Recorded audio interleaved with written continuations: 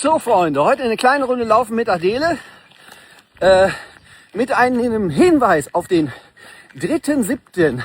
ab 21:30 Uhr After Run Chill Out auf Högers Terrasse zusammen mit dem TuS Bad Essen, 130 Jahre TuS Bad Essen im Rahmen des 29. Internationalen Bad Essener Abendlaufs. Ihr kommt hoffentlich alle vorbei. After Run Chill Out heißt es da.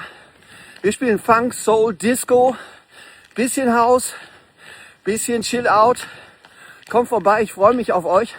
Ab 21:30 Uhr und ja, ihr könnt es sicher erahnen, mitlaufen kann ich da nicht. Ich bin viel zu langsam. Das, was ich mache, ist gar nicht laufen. Das ist maximal joggen. Ja, mache ich halt gerne mit Adele. Also, am 3.7. kommt rum.